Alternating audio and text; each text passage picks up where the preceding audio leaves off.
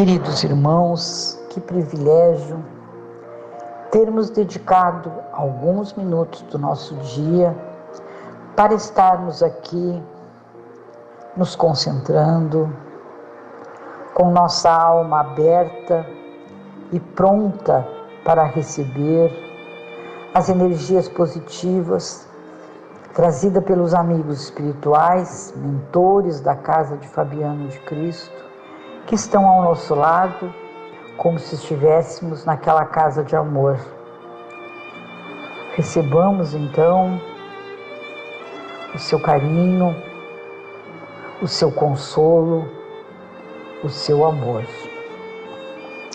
A prece de hoje está embasada no livro O Evangelho segundo o Espiritismo de Allan Kardec, capítulo 16, Não se pode servir a Deus e a Mamon, e o versículo é o 15, cujo título é a Transmissão da Riqueza.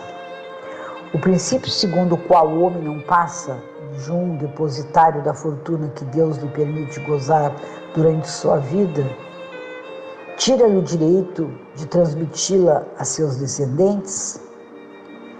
E os espíritos respondem: o homem pode perfeitamente transmitir, quando desencarna, os bens de que gozou durante sua vida, pois o efeito desse direito está subordinado sempre à vontade de Deus, que pode, quando quiser, impedir seus descendentes de desfrutar deles. É assim que os vê desmoronarem fortunas que pareciam solidamente estabelecidas. Portanto, o homem é impotente na sua vontade, julgando que pode manter a sua fortuna em sua linha de descendência. Mas isso não lhe tira o direito de transmitir o empréstimo que recebeu, uma vez que Deus o retirará quando achar conveniente. Queridos irmãos, a desigualdade das riquezas é um dos problemas que preocupa muita gente. E inutilmente se procurará resolvê-lo, levando em conta apenas a vida atual. A seguinte questão foi proposta aos espíritos superiores: por que não são igualmente ricos todos os homens? Eles responderam: não o são por uma razão muito simples, por não serem igualmente inteligentes, ativos e laboriosos para adquirir, nem sóbrios e previdentes para conservar. É, aliás, ponto matematicamente demonstrado que a riqueza, repartida com igualdade a cada um, daria uma parcela mínima e insuficiente. Por outra, se efetuada essa partilha, o equilíbrio em pouco tempo estaria desfeito pela diversidade dos caracteres e das aptidões. Supondo ainda que seja possível e durável essa divisão, cada um teria somente com o que viver e o resultado seria o aniquilamento de todos os grandes trabalhos que concorrem para o progresso e para o bem-estar da humanidade. Outro inconveniente seria o fim do incentivo que impele os homens às descobertas e aos empreendimentos úteis. Se Deus concentra a riqueza em certos pontos, é para que daí se expanda em quantidade suficiente de acordo com as necessidades. Admitido isso, pergunta-se por que Deus a concede a pessoas incapazes de fazê-la frutificar para o bem de todos. Ainda aí está uma prova da sabedoria e da bondade divina. Dando-lhe o livre-arbítrio, quer Deus que o homem chegue, por experiência própria, a distinguir o bem do mal e opte pelo bem, de livre vontade e por seus esforços. O homem não deve ser conduzido fatalmente ao bem nem ao mal. Se assim fosse, não seria mais que instrumento passivo e irresponsável como os animais. A riqueza é um meio pelo qual Deus nos experimenta moralmente. Como a riqueza também é um poderoso meio de ação para o progresso, Deus não permite que ela permaneça por longo tempo improdutiva, pelo que incessantemente a desloca. Cada um tem de possuí-la para se exercitar em utilizá-la e demonstrar que uso sabe fazer dela. Sendo, no entanto, materialmente possível que todos a possuam ao mesmo tempo, e acontecendo, além disso, que se todos a possuíssem, ninguém trabalharia e o melhoramento do planeta ficaria comprometido, cada um a possui por sua vez. Assim, um que não a tem hoje, já teve ou terá noutra existência. Outro que agora tem, talvez não a tenha amanhã. Dessa forma, se há ricos e pobres, é porque, sendo Deus justo, como é, a cada um prescreve trabalhar a seu turno.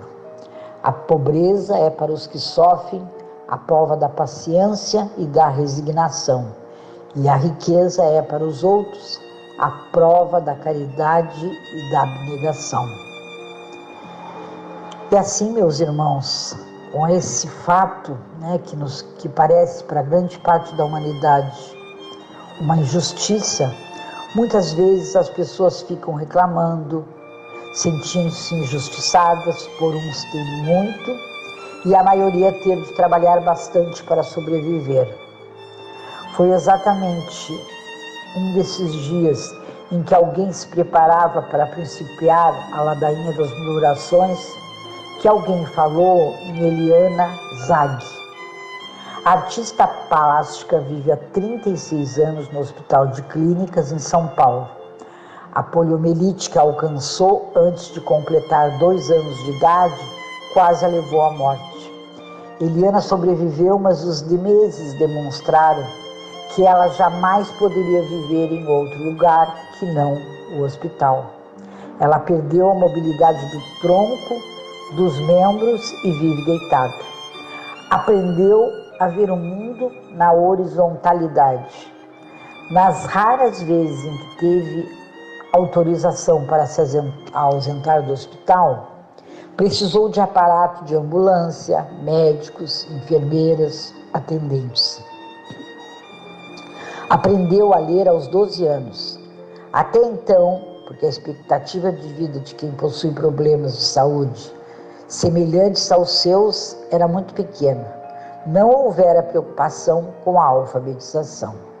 Eliana aprendeu a segurar o lápis com a boca, aprendeu a digitar no computador da mesma forma e a pintar. Ler a respeito da vida dessa artista plástica é sofrer com ela todas as desilusões, também se alegrar com os pequenos nadas que fazem a felicidade de quem vive há quase 4 décadas em um hospital. É chorar com a descrição do abandono dos pais. Enquanto criança, ela tratava de desculpar a ausência deles por pensar que moravam muito longe. Estar sempre deitada, depender de enfermeiros, médicos e aparelhagem para a continuidade da vida, acompanhar a partida dos amigos que demandam a pátria espiritual, sofrer as dores do que padecem ao lado, parece ser uma vida monótona e sem sentido. Mas Eliana dá o exemplo da superação, e são suas as palavras. Tenho aprendido que minha fé em Deus e minha determinação podem concretizar meus sonhos mais difíceis, desde que eu saiba o que fazer e avalie todos os riscos e consequências de cada ação. Pensemos nisso, se desfrutamos da aventura de ir e vir, de andar, sentar, deitar, somos criaturas infinitamente felizes e ricas. Se temos a aventura de ver, ouvir, a capacidade de ler, aprender, ensinar, somos seres muito ricos. Se temos mãos, braços que se movem ao nosso comando, desfrutamos de uma aventura ímpar. Antes de reclamarmos do que não temos, lembremos que somente o fato de poder respirar com os próprios pulmões já é uma grande bênção. Que Jesus coloque em nosso coração todo o amor e todo o consolo, na certeza de que a maioria de nós somos privilegiados com outras coisas, sem ser uma grande riqueza material, mas principalmente alguns possuem uma grande riqueza moral, que é o que importa.